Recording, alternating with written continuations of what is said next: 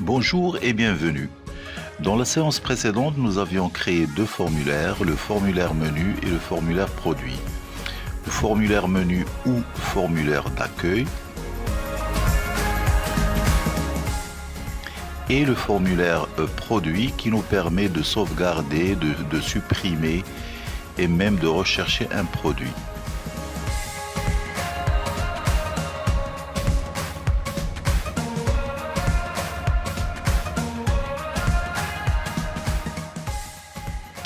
Au cours de cette vidéo, nous allons créer deux formulaires.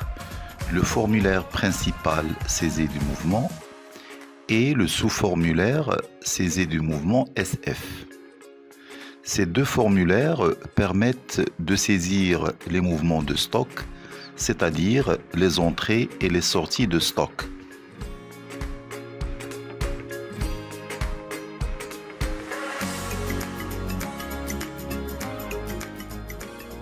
Pour créer le formulaire principal, on clique sur menu créer, assistant formulaire. On aura cette boîte de dialogue. On va choisir la table produit comme source de données pour ce formulaire. Et puis, on va choisir les champs disponibles, à savoir l'identifiant de produit, libellé, stock min et stock max.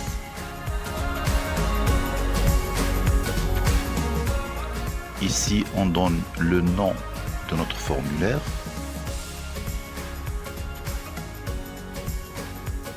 F saisie mouvement. Et on valide par terminé.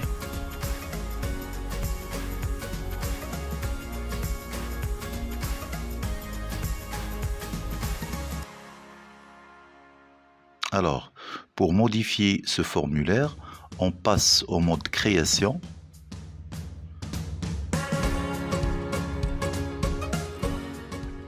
Et là, on va commencer à mettre en forme notre formulaire principal. Dans un premier temps, on sélectionne les contrôles volus. On les déplace vers la zone en tête de formulaire.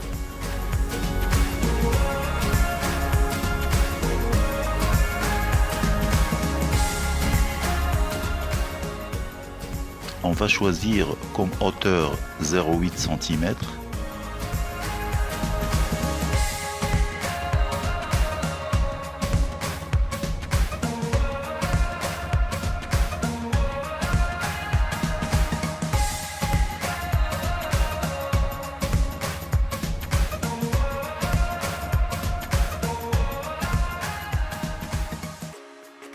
Donc là, la présentation, ça dépend de chacun.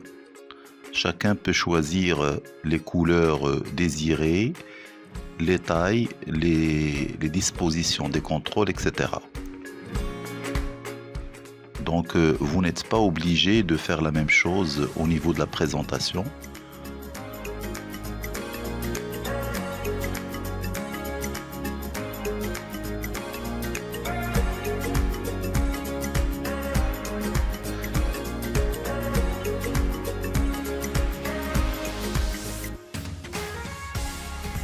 Là, on va ajouter une liste déroulante pour effectuer l'opération de recherche.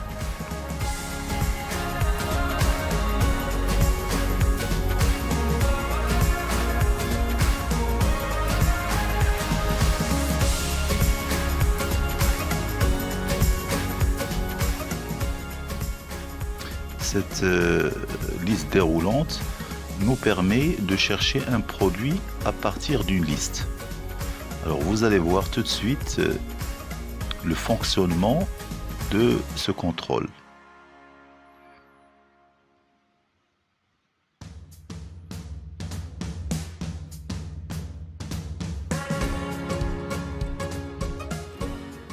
Alors le titre de notre formulaire, c'est la saisie des mouvements de stock.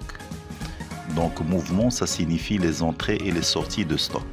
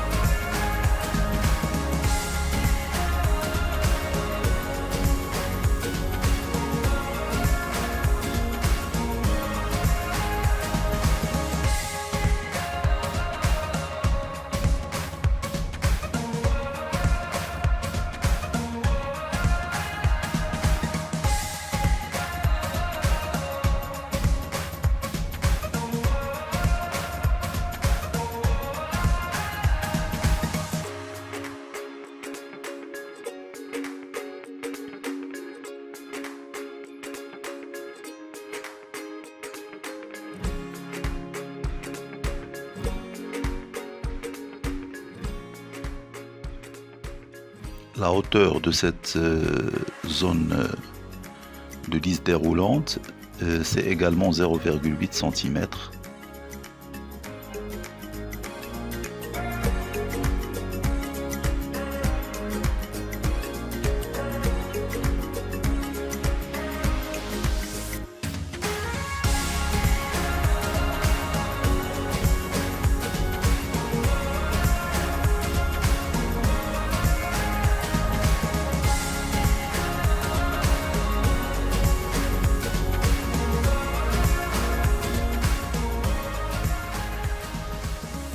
Alors, on est toujours en train de mettre en forme notre formulaire.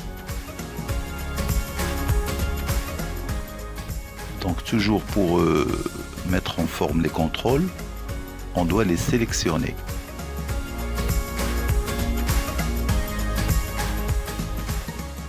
Alors là, on va modifier la couleur du fond. Donc, on a choisi le bleu. Alors, pour vérifier notre formulaire, on va passer au mode formulaire. Et là, vous voyez, donc une fois que je clique sur souris, donc le produit souris, vous voyez son stock min 100 et le stock max.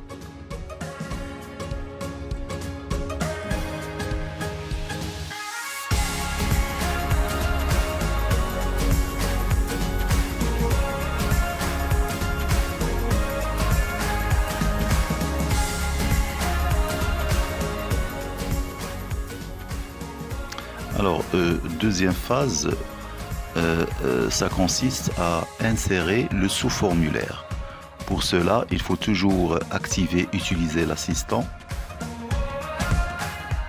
et puis dessiner le sous-formulaire dans la partie détail.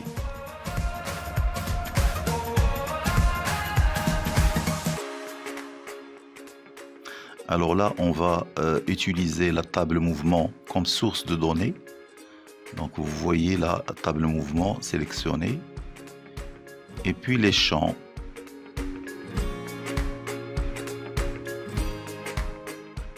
Pour établir les liens entre les deux formulaires, principal et sous-formulaire, on va choisir l'identifiant du produit comme étant un champ qui sert de lien. Donc, identifiant du produit du formulaire principal dans la partie de gauche et l'identifiant du produit du sous-formulaire dans la partie de droite. Là, on va donner le nom de ce sous-formulaire. Donc, je commence d'habitude par F pour dire qu'il s'agit d'un formulaire. Donc, le nom de ce sous-formulaire, c'est saisie mouvement de stock. SF, donc SF pour moi ça signifie sous-formulaire.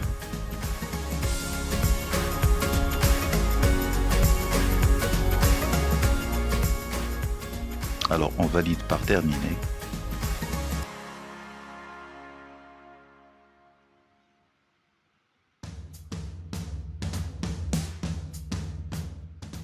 Et là vous voyez qu'on a un sous-formulaire qui est créé automatiquement.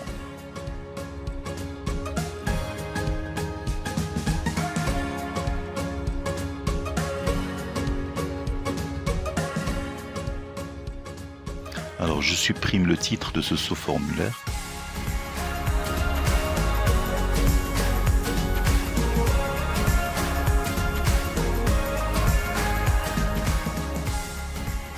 Là on va choisir la hauteur. La hauteur c'est 0,8.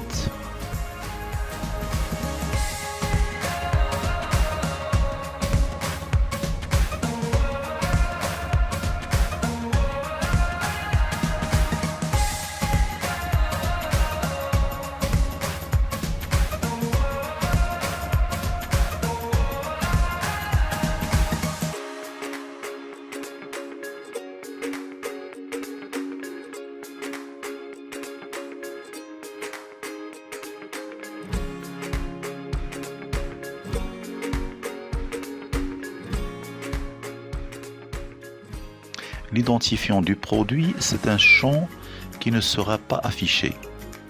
Donc pour cela, je le sélectionne et je cherche la propriété visible Voilà. Donc visible c'est oui. Moi je vais choisir non.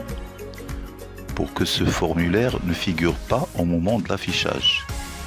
C'est-à-dire qu'il ne s'affiche pas.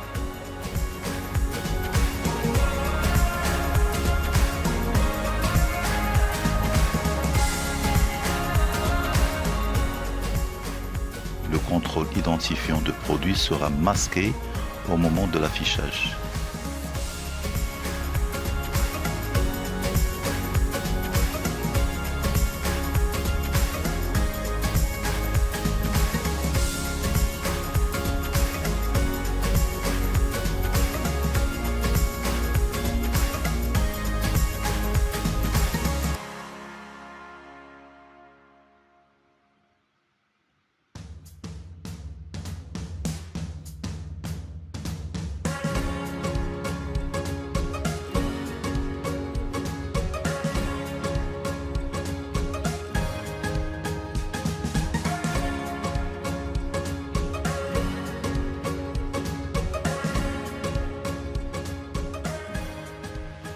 Alors je vais vérifier l'affichage de ce sous-formulaire. Alors vous voyez là, c'est pas l'affichage voulu. Donc normalement ça doit être un affichage colonne simple. Donc pour cela, je sélectionne le sous-formulaire et dans la propriété affichage par défaut, au lieu de feuille de données,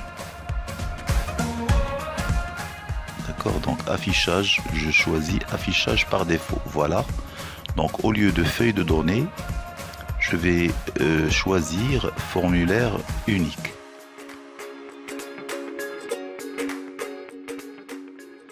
Alors on teste encore une nouvelle fois. Je passe au mode formulaire et là vous voyez, il y a un changement au niveau de l'affichage. Alors je passe au mode création.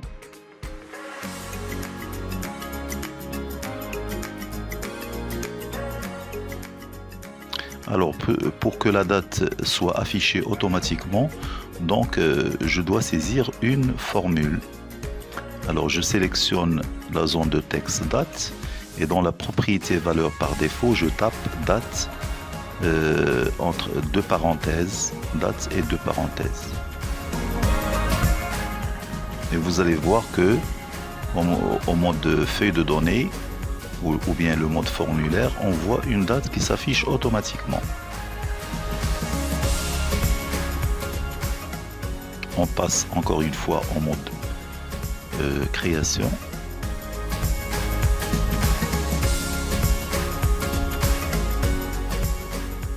Alors là, on va ajouter des boutons. Donc toujours on utilise le menu outils. Donc l'opération sur enregistrement et là on va choisir ajouter un nouvel enregistrement. Le titre de ce bouton c'est nouveau, c'est-à-dire ce bouton nous permet de créer une nouvelle opération. Le deuxième bouton ça nous permet d'enregistrer, donc je choisis opération sur enregistrement, sauvegarder un enregistrement.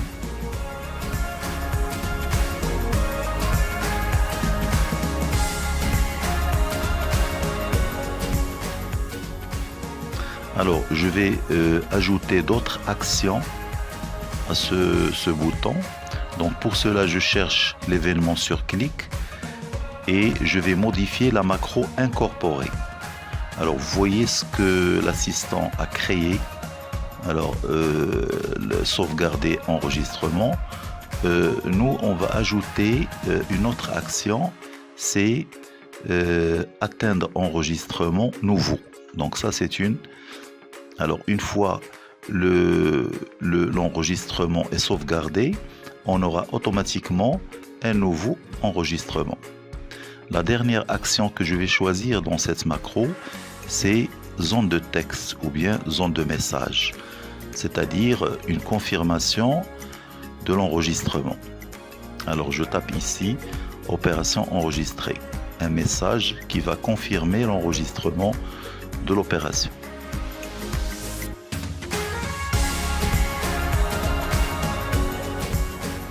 ici on a ajouté deux actions, un message et atteindre enregistrement nouveau. Alors une fois terminé, enregistrer et fermer la macro, et puis on va ajouter un autre bouton, c'est le bouton annuler qui permet d'annuler l'opération de saisie.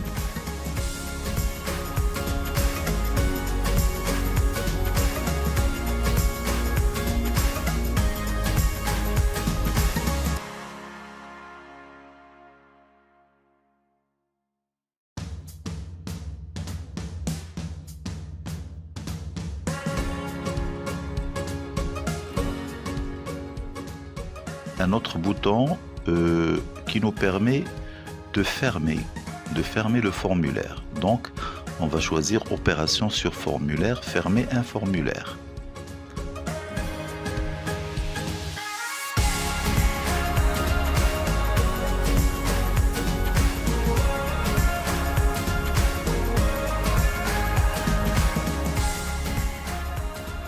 Alors une fois la création de ces boutons est terminée, nous allons les mettre en forme.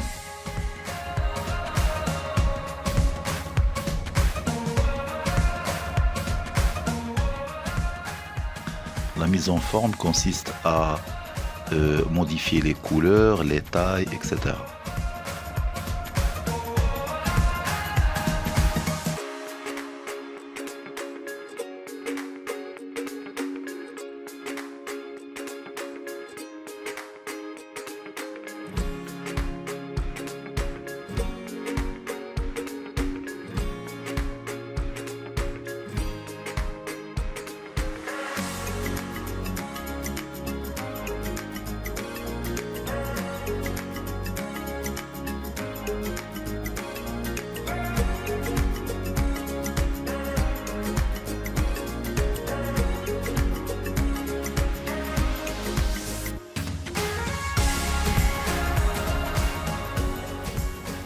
Alors une fois terminé la mise en forme, il faut toujours enregistrer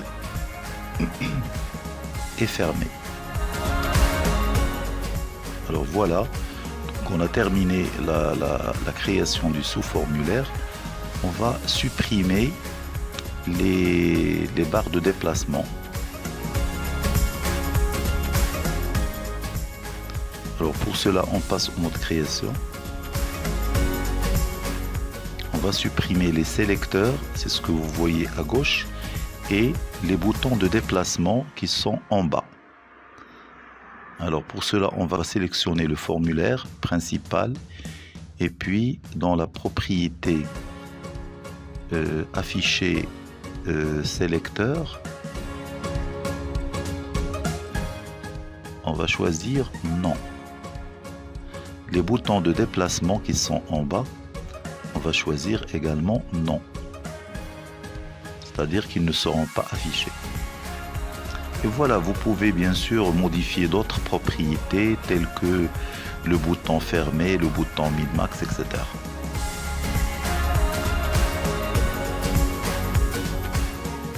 Alors on va voir le résultat.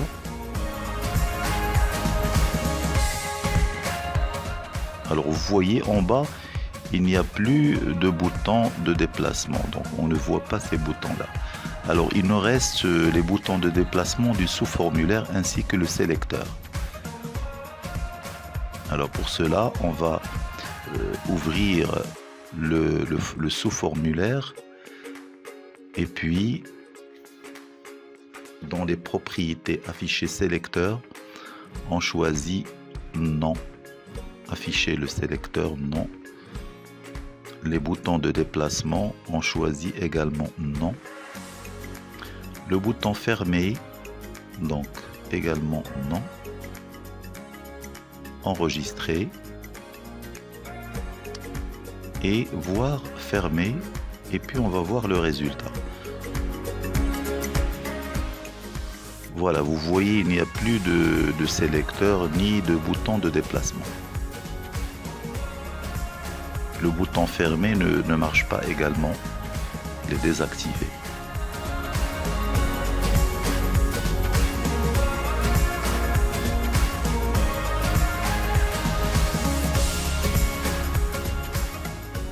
Alors, on va relier notre formulaire saisie de mouvement au formulaire menu. Alors, vous voyez le bouton entrée-sortie ne marche pas, ne fonctionne pas. Alors, on va relier ce bouton. Donc, pour cela, on va choisir l'événement sur clic. Après, générateur de macro.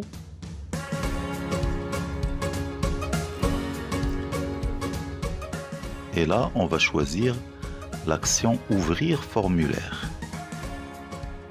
Le nom de formulaire qu'on va ouvrir, c'est le formulaire saisie des mouvements. Voilà. Enregistrer et fermer la macro. On va vérifier le bouton, le fonctionnement du bouton. Alors une fois on clique sur ce bouton, voilà, vous voyez l'affichage du formulaire saisie mouvement.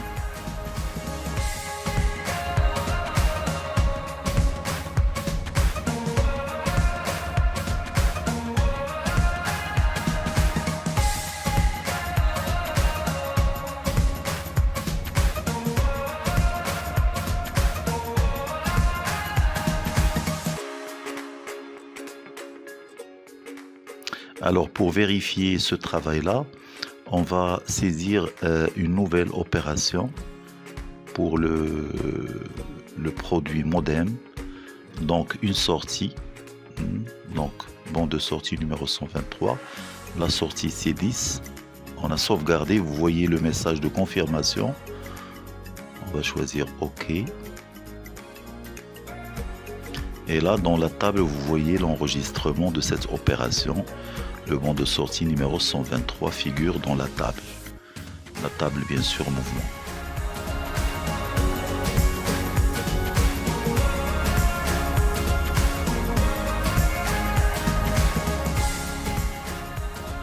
Voilà, c'est tout pour cette vidéo.